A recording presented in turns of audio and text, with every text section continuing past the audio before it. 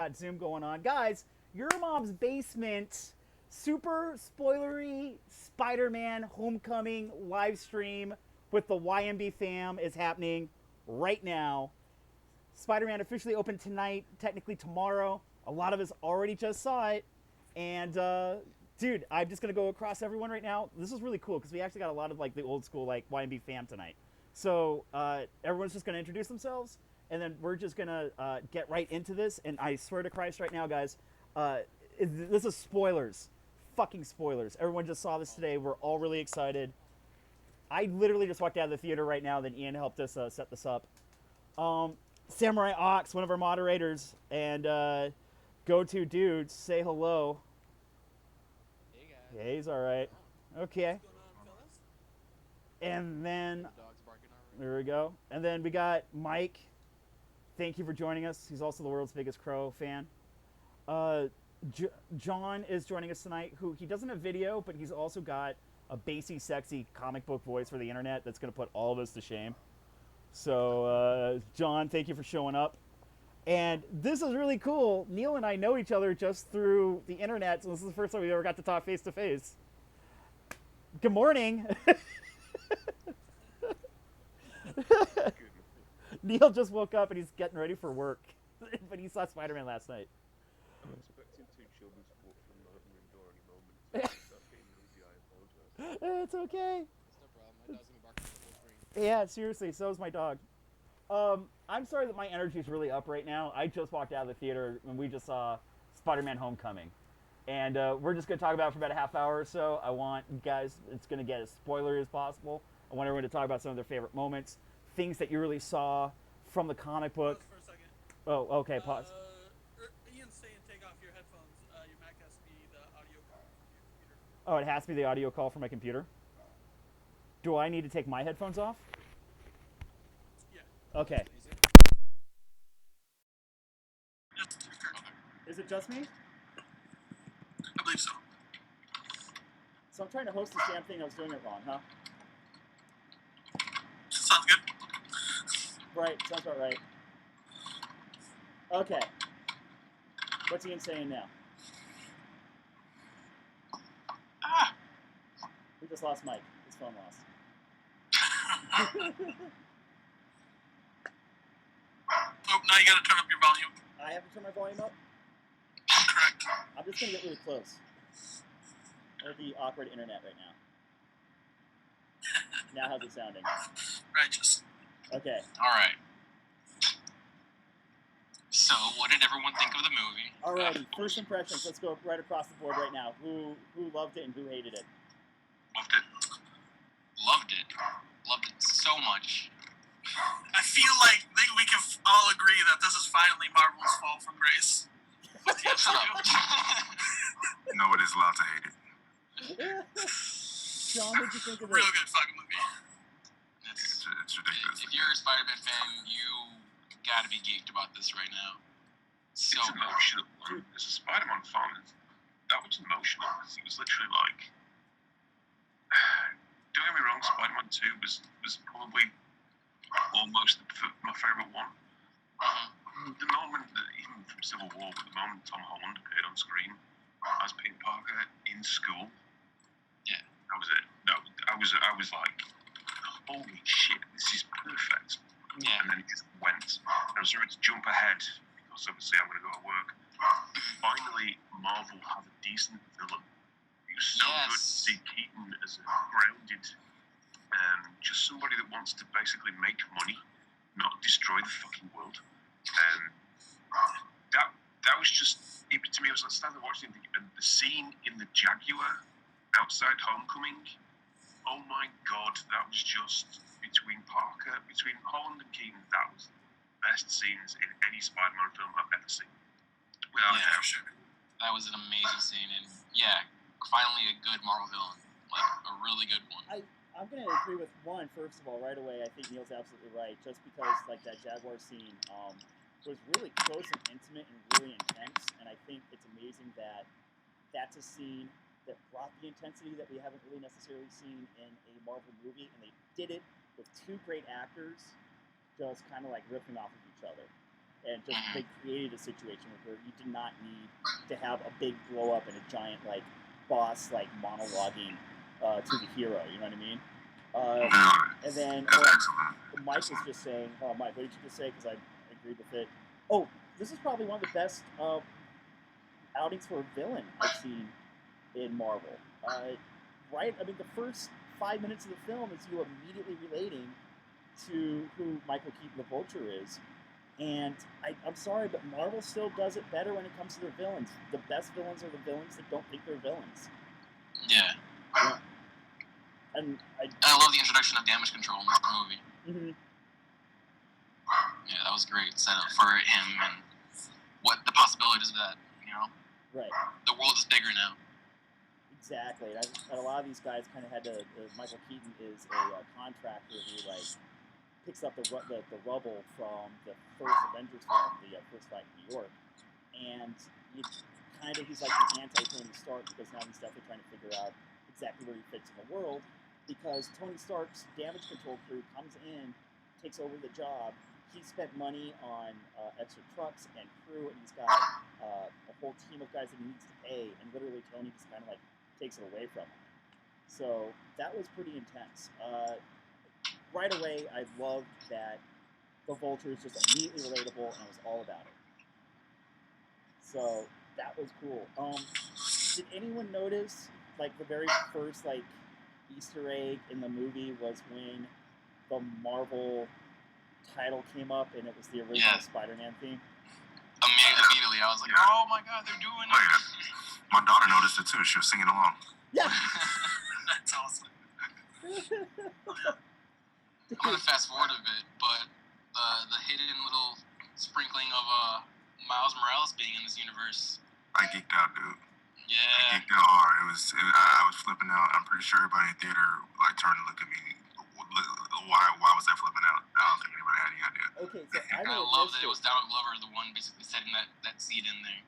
Yeah. So And then on top of that, you know, the guy, you know, Donald Glover, the guy who the internet was they were wanting him to be Spider-Man back with the Amazing Spider-Man movies, and he couldn't, but he got to play his voice. So him being in that role as his uncle was perfect. Yeah. It was a direct nod. It's great. Oh yeah. I think it's cool that all of you are Marvel readers and you know the Spider-Verse. Like, I have very little knowledge when it comes to Spider-Man. Like, I've seen the movies, and like the show I do with Luke, he loves Spider-Man, so this is the movie for him. So I'm excited to see if he loves it as much as I do. But like, it feels like this is the movie that should have been there all along. Like, it has his wit, it has fucking him just doing cool shit, and he's still a kid trying to figure out how to do it all. So it's full of so much hope and energy, and just it's so refreshing. It's not a brooding Peter anymore. It's not him mourning someone's death. He's just kind of like living and just trying to just be cool in school and just be a good person. It's great. I like the fact that it's just Peter trying to do his best. Mm-hmm. Like, that was. And he's not very good at it yet. Like the whole Spider-Man thing, he's not good at it yet at all. Yeah. he has a great character arc. As you say. I mean, he's still Spider-Man. He's still Peter Parker, like the guy who wants to, you know, be the good guy and help others and whatever. But he starts off like, yo, I just want my mission and I want to do cool stuff. But as it goes on, it's less about doing cool stuff and more about, yo, I gotta do this because this is right and nobody's paying attention to the situation. Like, Tony Stark's brushing me off. Happy, of all people, is brushing me off. You know what I'm saying? Right. Yeah. But you get him introduced. You get him introduced to the Marvel Universe in probably one of the bigger battles of the MCU so far, and immediately sidelined. Yeah. Like, he's given a phone number to tell, hey, when shit's going down, get a hold of us, and like, he's just fucking swinging around town, doing good shit, and like calling Happy every night, telling him what the status report of his day went. So I love the screen of just like all the text messages he's sending to Happy, but he's just not responding. Not one text of Happy, which, by the way, He's such a kid, man. I like how they they get that so well. Yeah, dude, I think. I mean, that's really what. So another thing that I think that I like that they changed. None of the characters are like what we remember in the comics, like comics. But in this case, it's like for the better. I mean, Flash wasn't. I mean, you know, in the comic, he's a cliche jock. He's still a bully, but not a jock. He's actually smart. He's like less smart than Peter. And so, like, all these different characters that they introduce, you know, all of a sudden super diverse. I love it. Dude, Like, Yeah, it's great. One of the yeah, coolest it's things super about this diverse. fucking They're very conscious. They're very conscious of things in the movie. Like when Zendaya makes the remark about the Washington Monument, I was like, yeah, that's what's up. one of the cool things I was really fucking stoked about was going into this, and by the way, I definitely think the hype is real on this movie. Was I loved how colorblind the casting was. Like, I love that Flash is like John was saying, Flash is not the stereotypical blonde white kid jock. Like, by the way, the kid they got to play Flash is like Indian, and has chops. Like, he is in the movie for a little bit, but you can kind of tell other actors were trying to like keep up with him because he kind of really knew what the fuck he was doing. I can't believe I'm gonna say this, but what's her name? Zendaya, the Disney chick. She was great. Yeah. I love. Zendaya was amazing. Is that? I think Zendaya was amazing. Yeah. Like. Yeah, I didn't expect that from her at all. I didn't know I was going to expect from her character, and that was a really interesting take on. We're spoiling anyway, We're right? spoiling, So dude. yeah, that's really interesting on MJ because she's not popular. She's not like the model hot chick in school. She's just an outsider. So I'm interested to see how that relationship's gonna develop, if it even does. And It's like they flipped them all on purpose, almost. You know what I mean? It's like they kind of flipped everybody just a little bit, you know, to make them fit. Not really fit this movie, to make it more interesting, though. And by the way, she knows. I'm gonna say that right now. Michelle definitely knows. I think Because so. if you notice throughout the movie, she watches people. Yeah. She's a watcher, so she knows for sure. She's probably gonna fuck Again, with where you Peter going? with it. nah, I'm just kidding. Yeah. She totally knows. So, and one of the other things I really loved about this, I took a lot away from the fact that this really felt like they borrowed very heavily from Ultimate Spider-Man, the Bendis run, and they also were able to take that kind of modernization of Peter, fit it, which they've done a lot in the Marvel universe a lot. Like a lot of the Marvel cinematic is really borrowed from the Ultimate comics. But did you like how at one point I'm watching Peter in high school and I'm watching the world that's happening around him, and thank God Marvel had the balls to like just get a really cool diverse cast that I really do think reflects, you know, as far as what kids' experiences are and being like, especially like in more the West Coast and the East Coast. But didn't it took into account like the diversity of Queens and like New York in general, like how it is now. It's really interesting. It's really cool. Did you like the fact that the world feels very modern? Like, oh yeah, kids are playing with drones and they're, you know, going there's still like that old school vibe of the decathlon and the homecoming, but like the whole idea of like the tech that was going on and like things that are the signs of the times for today. That's also a nod to you know, the current Spider-Man, the current Peter Parker. He's got a lot of tech going on, so it's a nod to that too. Is this the Neil, first coming of age action movie? In the MCU? Like ever? Besides Kick-Ass, I would imagine. Good point. Yeah, you're right. Yeah. So I gotta ask Neil, who's joining us in our chat tonight? This is Bronny. Good morning. Hi. Good morning. Do you mind that we're talking Spider-Man? Okay. You can come back and talk Spider-Man with us later if you want. That's actually going on. Oh, that was adorable. Yeah, I was really, really cool with that. I genuinely love how the movie opened up and made everyone, like, pretty much reminded everybody that Michael Keaton is still a fucking rock star. Oh yeah. And this is maybe, out of nowhere, suddenly the Vulture is a villain that I need to see return to the Marvel universe. Legitimately. Oh, yeah. I want him in a Falcon fight so bad. God, yes! I love that this movie like set up so much for the future of Spider-Man, but didn't feel like a commercial for the next Spider-Man movie. Yes. Yes, great standalone. Great standalone. I think it also did a great job of tying everything from the beginning, well, at least to Avengers, all the way up to where we are now. I think it's going to be that first. Like, if anybody's skipped over the phases till now, like, this is the prime time to get in. And Yeah, you kind get of summarizes. one of the best films from the MCU right now. So Dude, I mean, this was almost like an Iron Man redo. Like, this is like, hey, by the way, did you miss the last 10 films? We kick ass. Let's get you caught up really quickly. And it really felt they took the best parts of all the Iron Mans and slammed it into this movie. Yeah. Up to the point where even he lost his suit and he had to figure out how to do what he's been doing without his suit. And, like, at that moment, I was all in. And we saw Pepper. Yes. Yeah. Say Pepper. Does anyone agree that, personally for me, I mean, everyone says it about Guardians, but John Watts really needs to now do all the Spider-Man films? yes. John Watts. John Watts gets the tone of, if anyone's seen Cop Car, I don't know if you spoke about this while I went off. Yeah, it's great. John Watts gets tone well when working with a young cast. I mean, Cop Car blew my mind to see two kids that were put in such a predicament. It was like, I've never seen that, especially done by a director that way. And then to see him in such a young cast, especially in a Spider-Man movie, which has never happened before so well. It was like, right, that's it, I'm invested. Give him all the money, give him everything he wants to make more Spider-Man movie, because he needs to do it. He has to. It was amazing.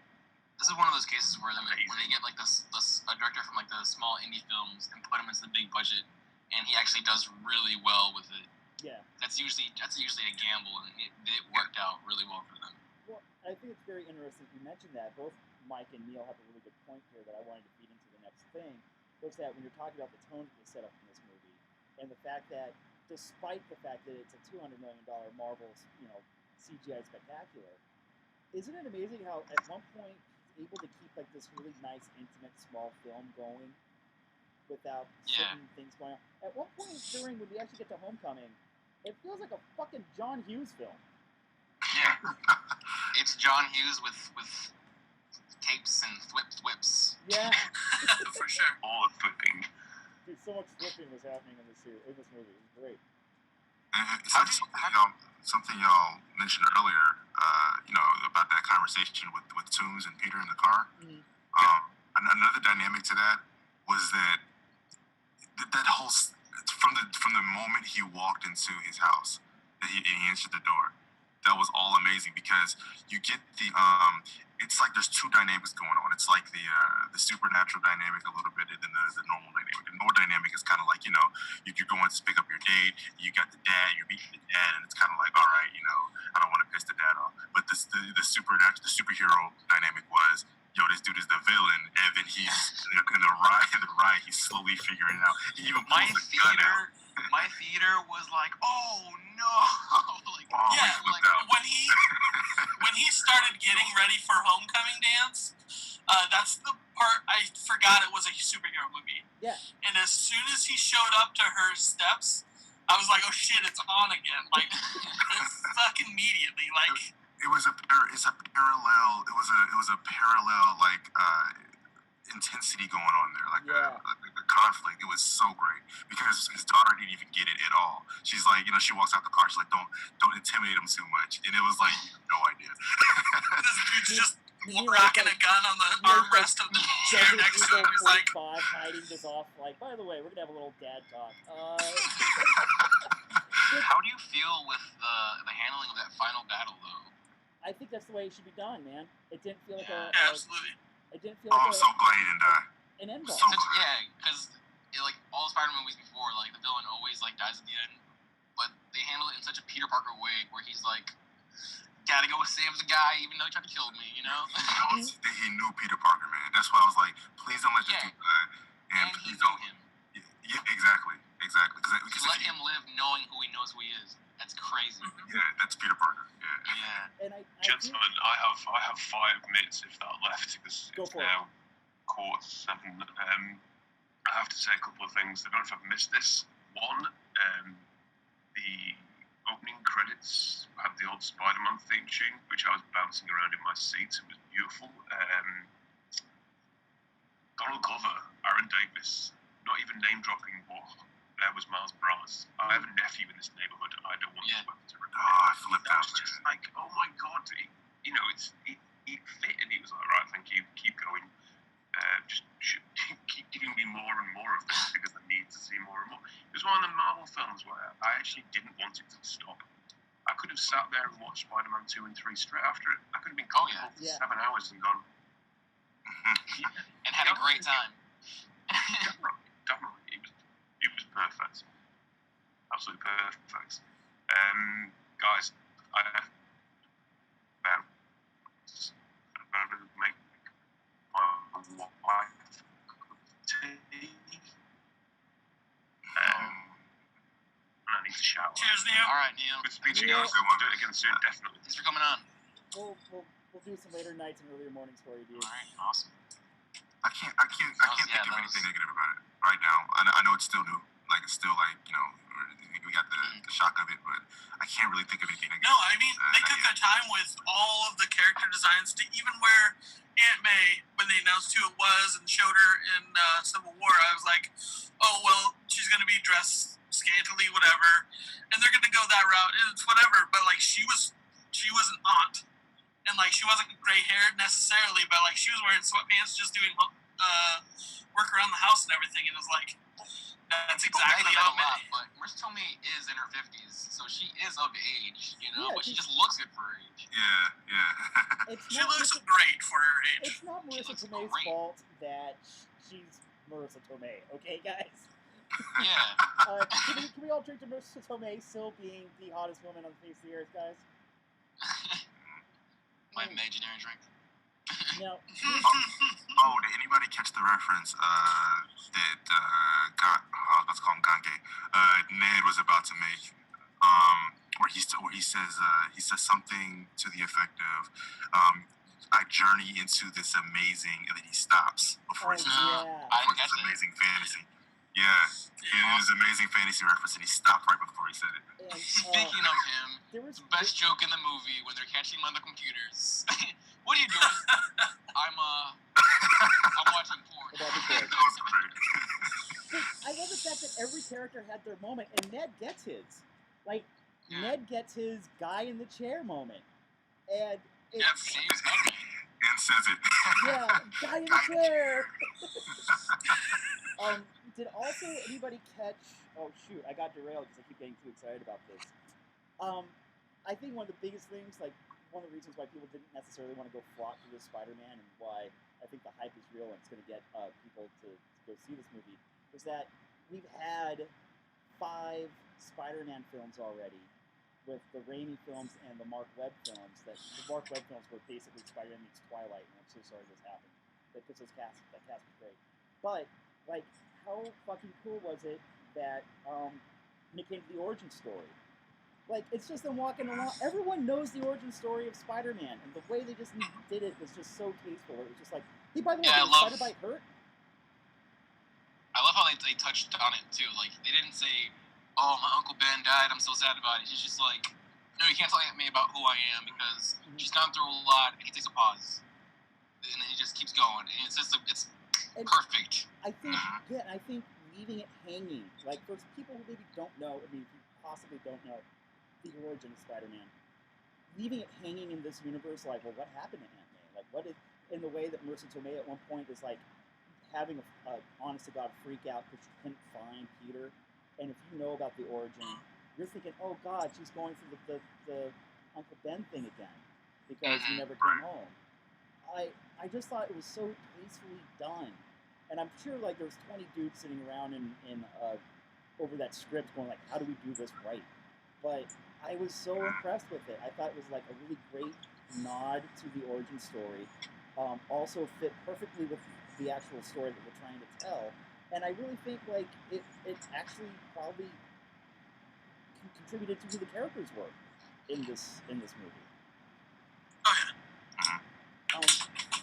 Guys, like, and honestly, any comic book moments that you're like, fuck, they took it out of the comic book, nailed it.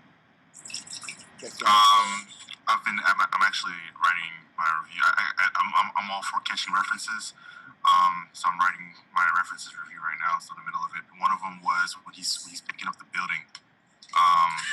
That's Spider-Man number 30 something. I gotta go check, double check it. But I definitely remember direct from a comic. Yeah, that moment when Peter is pulling all the wreckage and rubble off of him. That's such a powerful moment too, like where he's like struggling, he's like asking for help, and he just like forces like the will to like lift it up, and it's just like he was having like a panic attack in there. Oh, it was so And great the because cool part is, he's still a kid. His acting was on point. Yo, Yeah. props to Tom. but he's like freaking out. Like I'm sorry, but I was a kid and I definitely had a panic attack like that. I mean, and I love. I was waiting for an Iron Man gauntlet to come out of nowhere and just yank him out. You mentioned a great point because everyone was talking about those trailers and how the trailers spoiled the whole movie. They bait and switched you guys because it does not. Iron Man is basically an extended cameo in this movie.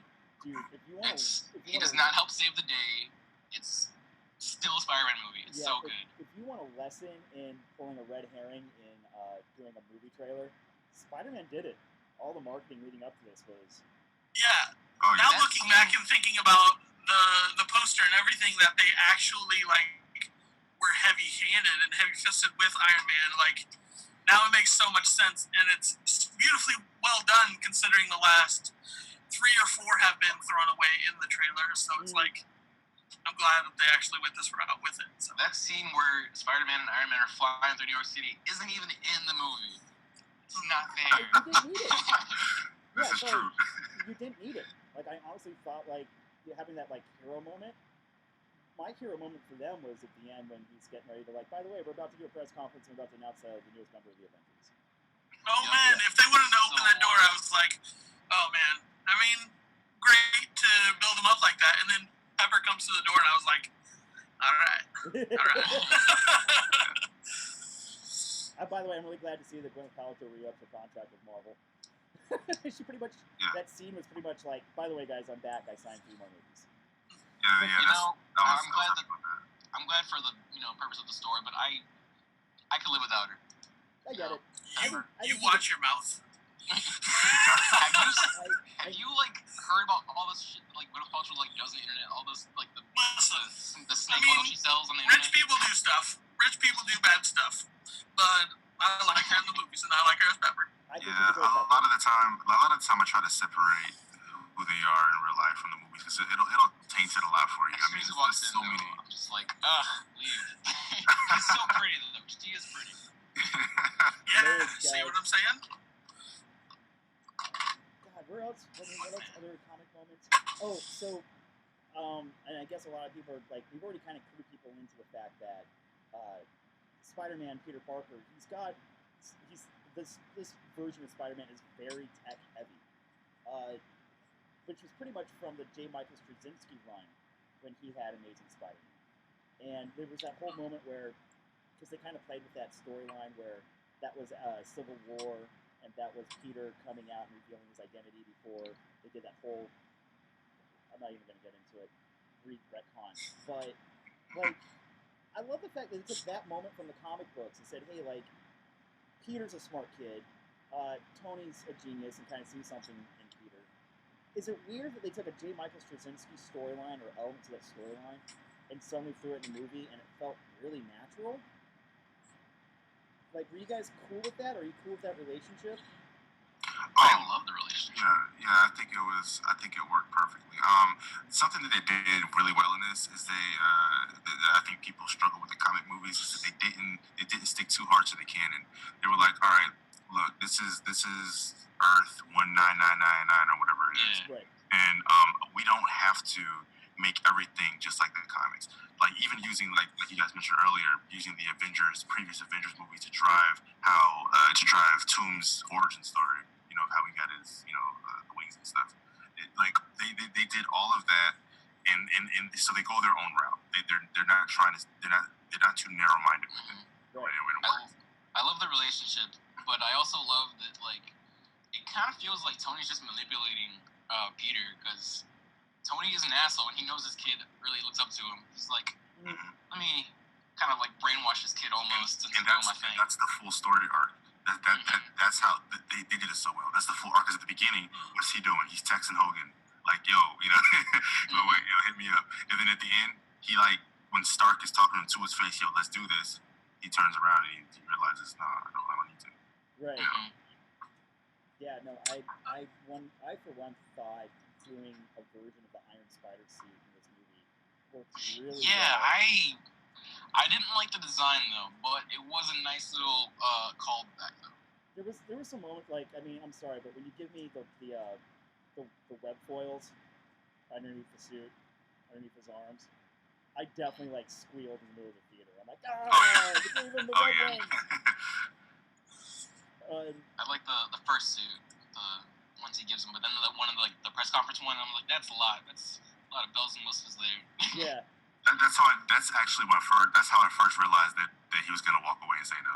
When I saw the Yeah, suit, I I was was like- like, Yeah, he's but- not gonna use that. Yeah. When he's No, about to thanks. reveal the suit, and I'm like, oh my god, it's be the next suit for the next movie, and it's like this totally decked out, ridiculous, over the top superhero costume. It's like, I'm not so sure about this. Like, I could like legitimately like get into like the rest of the theater was like, oh my god, that's the next suit, and I'm like, guys, I don't think this is. Oh thank God, I turned it down. It's too Okay. flashy. Ugh. Too flashy for Peter. Yeah, too flashy for Peter. Now, one of the other reasons why I'm kind of bringing up the Iron Spider suit kind of play in the movie was, did anyone notice the complete lack of spider sense? Oh yeah, I did. Now I wonder if they were not talking about it because we should all inherently know about it, Yeah. or if they're just choosing to not use it in the movie. Because there's a few times that, like when Tooms comes through the cloud, Spider Sense he would have sensed it, because Spider Sense is like a psychic thing, Yeah. you know, so he would have known without even seeing them. But like he got hit a few times with things, you know, that Spider Sense usually would have caught, you know. I think it is their own version because they did like touch on it in Civil War. Like Yeah. that's why he has the lenses to like help him focus on Spider Sense or whatever. Yeah. I just think they're just not doing the Sam Raimi like little noise thing. They're just kind of like in Civil War, he's not even looking at the direction. He like dodges like that thing that the Bucky throws at him. Right. You know, Oh, It's just- true. Yeah. it's inconsistent. It's like I don't know. It's their own version, I think. No, it's cool because I really honestly thought that like some of my favorite moments of this movie came because there wasn't a spider sense. I don't necessarily think the shock of who Michael Keaton's character was, and the relationship between their girlfriend and who Tooms really was, like her dad in the movie. You couldn't have been able to do that scene if like there was spider sense involved. Like if Peter knew Yeah. suddenly like the door was going to It would open. have been like already like freaked out, like whoa, wait a minute, something's gonna Yeah, happen. because spider sense kind Yeah. of clues the audience in that something's about to happen, which. But I was cool with it. I feel that his suit. Well, yeah, his suit does that now, and I think they're trying to keep any reference from the other movies just completely out of people's minds. So if they did do the spider things, people would think Raimi movies, and I think they just want to be clean cut and fresh slate for him. So Yeah. I think they had to do it this way. Is it painfully obvious that Sony needs to partner with Marvel on a lot more other stuff? Oh yeah. Oh Oh, yeah. man. Is it? I mean, is this movie a just wake, give them the rights, but that's Yeah. not gonna happen.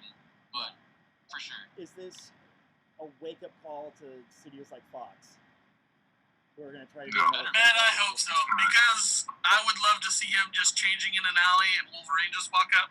Yeah.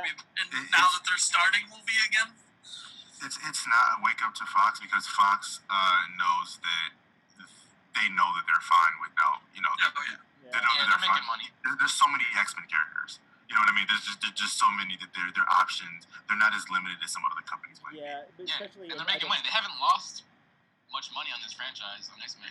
They've been doing fine. Yeah, You know, they have a couple of hiccups, but And they got new shows coming out, and then Legion just dropped, and Legion was excellent. You know what I mean? They're not working. Legion is not just a great comic book; it's probably some of the best television I've watched in a really long time. Yeah, Like yeah. I don't even see. X-Men I haven't seen it without yet. Legion. That's how these movies and these shows do well. Is when they stop saying it like, okay, this is a comic movie or a TV show, and they just see it like, okay, this is a good movie and a good TV show. Yeah. Anybody can watch a Spider-Man movie and have no idea who Spider-Man is, which is, you know, far few between, but they can watch it and be like, yo, that movie was good. You know? yeah. Yeah, Where right. does this rank between all the Marvel movies for you guys? Like around what area. It's still too hard to rank, but it's up there. It's gonna have to sit with me, but like I said, there was just moments where I liked the fact that it felt like its own beast.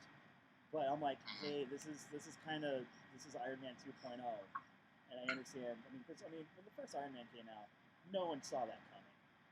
I mean, I expected a good movie. I did not expect that good of a movie.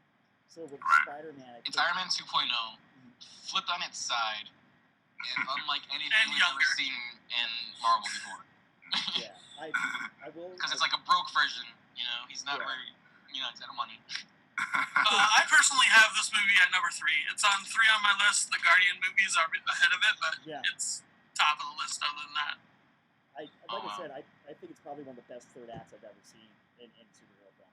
Yeah, that's a good point. Yeah, for sure.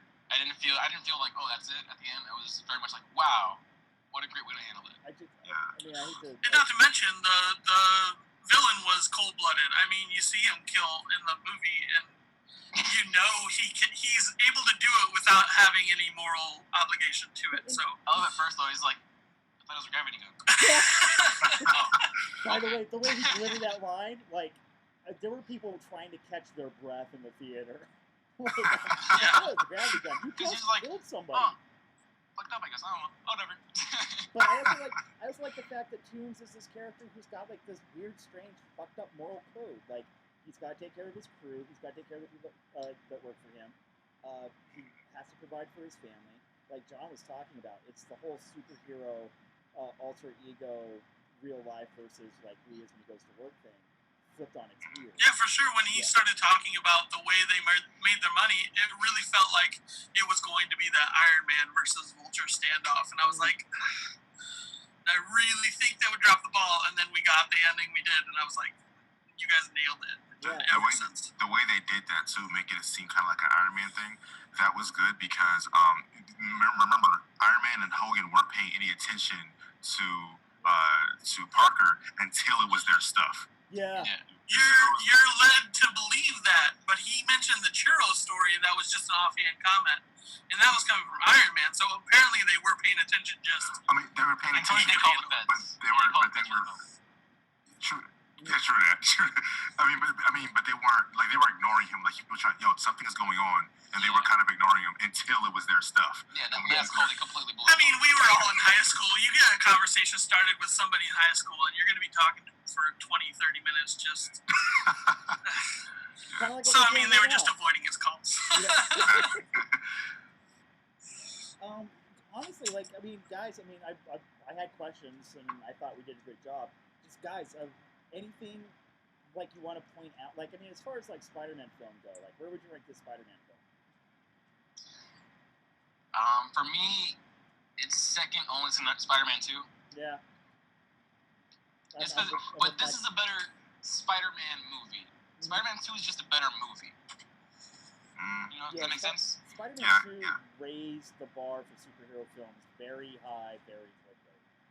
I think it's my favorite Spider-Man movie, and I really don't like the Raimi ones.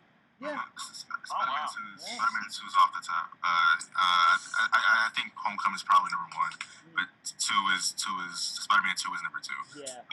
This captures the essence of it. Like, and I know it sounds so bad, but like the reason Spider-Man 2 is still so high for me is like fucking Alfred Molina as Doc Ock. It's made Dreamcast, and then you bring Michael Keaton in. We're in this Keaton renaissance right now, and I'm so happy it's happening. To have it wasn't just like we brought Michael Keaton back because he's Batman. Like it was a legitimate Keaton bringing like his trademark mannerisms to a character, but playing it very like I like this guy, but also I think the fact that he did Birdman a few years ago totally helped his persona and like. Ground his character to make him more of the badass that he would have just been going into it had not he done Birdman. He's got a thing for winged characters and comics. I'm telling you, somebody watched Birdman and were like, Jesus Christ, I got an idea for the Spider-Man film.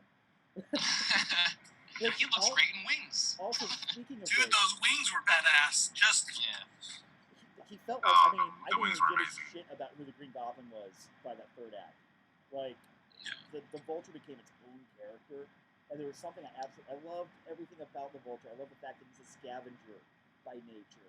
I love that the Vulture is like the way the mannerisms were like he's got the wings closed in when he's on a ledge. Oh, that was a great parallel. Wow. Yeah. Yeah, he was a scavenger. He's a scavenger. Wow. And then And he's very intimidating. He's very scary. The costume, it's very like, whoa, it's a gargoyle coming at you. And you know how like that ridiculous in the comic books, like that ridiculous collar that Toomes has, like made perfect sense in this because it's like, oh, it's an aviator jacket. Yeah, to keep him warm from the high altitude. Like the amount of design work that went into the Vulture was kind of like I had to pull my jaw off the floor a couple of times because even at one point when we're looking at the third act, there's huge fights going on, and his suit is just taking this beating. At one point, it's so ravaged and destroyed that it almost mimics like an actual vulture that's like disheveled with like feathers kind of sticking out of the way a little bit. I didn't even notice that until you mentioned it. It's brilliant. Yeah, it was. It's great. I honestly, what makes this movie so great for me is the villain. Like I don't know if this would have. Great, finally. Thank you, Marvel, for finally giving us a good villain. Yeah, because they kind of stepped away from their formula. You know, a lot of their formula is usually the origin story thing and how they character like Doctor Strange, for example. You know, going and figuring out how to fix his problem, and the villain was just kind of there. Yeah. You know, as a side thing. This was Spider-Man's trying to figure something out, but it was completely driven by the villain. Like it was great. And I like the fact that Peter. I mean. It's still his story, but I mean, so much of this movie was like me going back, like, I want to see how the Vulture's going to handle this. I want to see that sort of thing. I'm so excited to see what they're going to do with the rest of this trilogy, and I know that this is going to sound weird because it is a Marvel film. This happens in the Marvel Cinematic Universe, but I also like the fact that I think someone mentioned a little bit earlier. It's still like a step to the side of what's going on in the rest of the Marvel Universe. With that being said, I know there's been fights with Sony this last couple weeks between them and Feig. Who knows what those are? I really want to see Tom Hardy's Venom in this universe. God, yes. Yeah. I mean, let's work that deal out, guys. Like, we casted Tom Hardy. Can we borrow Holland for a little bit? Can we, guys? It would just be silly not to. That's something I don't understand. If Sony is making this deal with Marvel, they need to just go ahead and go all the way with it. I mean, it's still you still make your money, Marvel still make theirs. But you guys, I'm not saying that Venom and Black Cat and everybody and their mother got to be over in this movie with them. You know what I'm saying? But you should be able to, like, Spider-Man should be able to mention in Spider-Man 2, you know, that there's this dude, you know, Venom that's causing trouble, you know, or something in my city, or this chick Black Jack that keeps hitting on me, or whatever. If Sony's making those movies, I don't want them to clash. But if Marvel's gonna make them, I have full faith in it. But Sony's in charge of making the Venom and the whatever. Yeah, I don't want to see it, honestly. And I mean, Sony's always been that kid on the playground that never wanted to share its toys, and it feels like their parents made them share for Spider-Man, and it's like, just make them share the rest of them. So I want. Just do the same deal. Just give them let's make the movie. You make the money. They make the merchandise money, and everyone wins. Yeah, I really want that moment where, like, at one point Sony's like, I don't care. We're just gonna fucking do it. And you just see Kevin Feige just like, okay, hold on, I'll be right there. I'll the look he gives him in that interview, it's like, what'd you just say? Yeah. I have people in higher places that will kill you, and it's like. Could you imagine? Like, because I really do think there's that moment where, like, some, like, Marvel Cinematic actors were, like, texting, like, yo, Scarlett, did you just hear what happened? It's gotta be. I know Chris. Wait, which Chris is this that I'm talking to? Yeah, it's fucked up. But other thing, I mean, honestly, like, I could see this collaboration working. I love the tone of the film. I think one of the things that Sony does better than Marvel, and we kind of touched on earlier, and I forgot to bring it up, is that I think Sony is better at marketing their product. Oh, absolutely. And I think that's why the trailers worked so well. And that's why, like, the misdirection and how they did this. That's super interesting. I would like to see who was in charge of all that stuff now. Yeah. You know, I was going to say no, but then I thought back to all the other trailers. And, like, because Spider-Man 2's Amazing Spider-Man 2 trailer was amazing. I was like, that movie, more of that, yeah. So, they're good. Yeah. To be fair, the first superhero that can't drive yet has an awesome driving scene. Yeah. No, That's during Flash's he car. almost flipped the which- car. Spider Sense can't save me now. so Spider good. Sense ain't gonna teach you how to drive, dude. Dude, yeah, guys, I'm just gonna give it to you. Like any. Let's do like one more round of like favorite moments of the movie, and let's wrap this thing up. Somebody else start. I want to think about this for a second.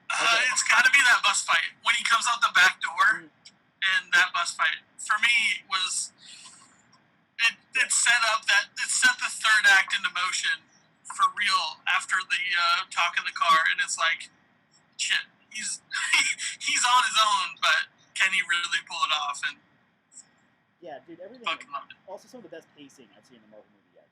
So this is something. I mean, this redefined how to pace a superhero film. Dude, John, you got a moment where it's just like, yep, this was my favorite moment of the movie. Again, it's got to be that scene with Keaton and Holland in the car. It was just I mean, from the moment that he opened the door up to that scene when he got out of the car, I was just like, wow, that was incredible. Like The knife in the kitchen. The knife in the kitchen was like, that shit's back. That guy's batshit crazy. Yeah. Dude, I will say this, the My part- favorite. I'm big on. I'm sorry. I'm big on like really intense dialogue in movies. It's like stuff that like in Quentin Tarantino films or interesting dialogue and stuff like that. And that was just so, like, man. Go ahead. I'm sorry about that. I gotta say, my favorite is probably when Peter's asking Liz out for homecoming. It's such a sweet, small, like real moment, and it's like that's like the feeling you ask like the hot girl in high school, like, do you want to like do a thing? Like, I don't know, maybe. No, yeah, what? And he It gets was so sweet. It was so sweet. I find that very funny considering you're still in school, and I feel like you probably Art see school. that on a regular. I mean, Art school. still I'm not in high school. school anymore. We've been there's a few of us that have been out of school a long time, so. I'm more. Spider-Man's my age. She's like a month older than me. So I could have been in that. I could have been Spider-Man, guys. I missed out. Dude, I'm gonna go on record as saying it right now. Like the penultimate comic book Spider-Man moment when he is lifting all the concrete up and like digging deep and like really owning being Spider-Man. That was like my oh my god, I'm starting to get choked up moment.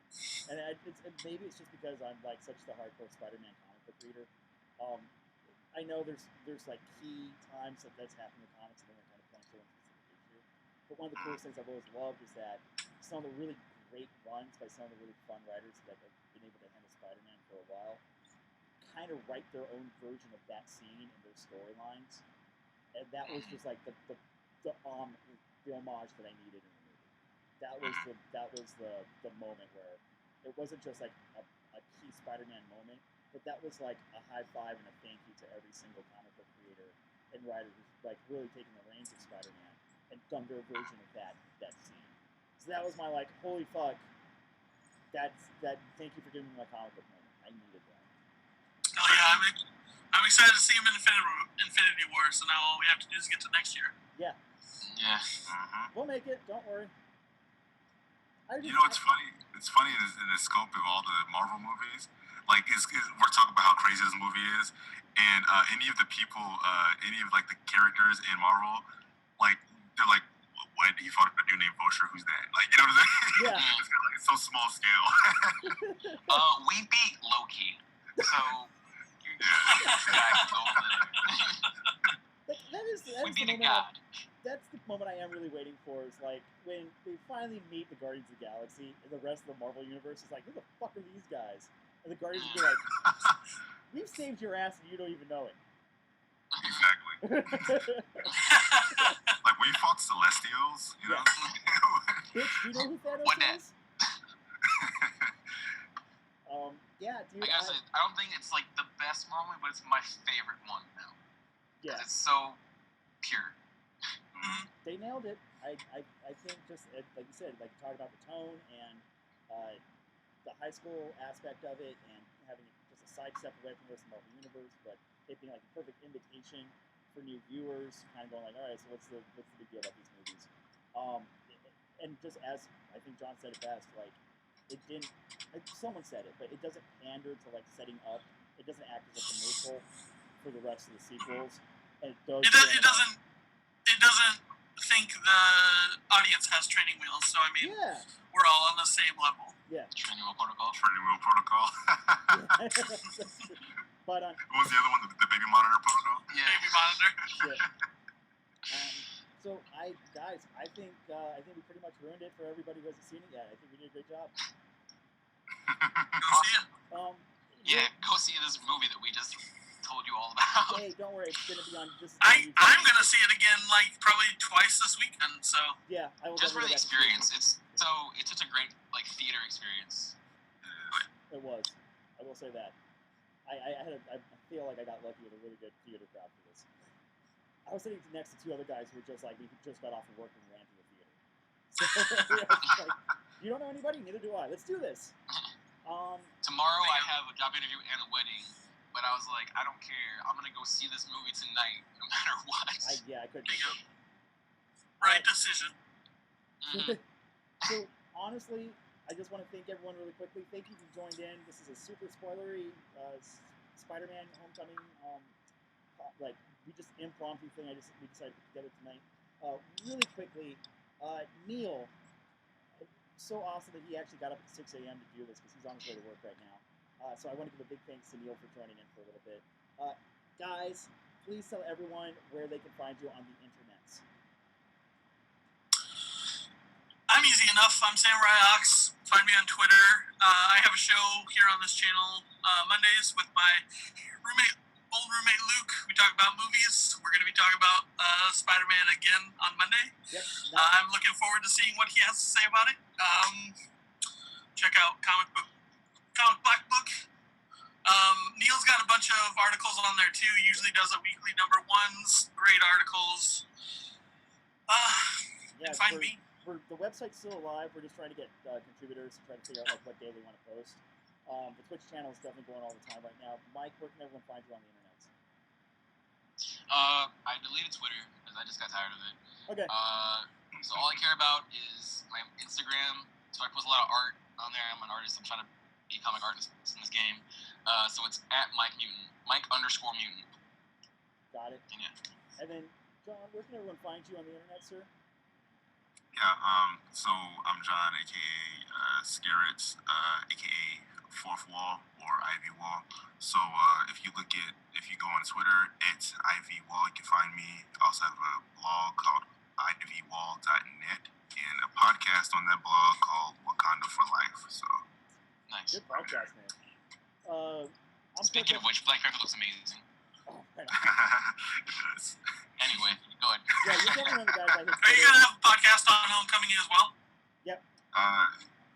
Or a podcast episode? Yeah, we're trying to get that out. I gotta line it up with some folks. So. Right on.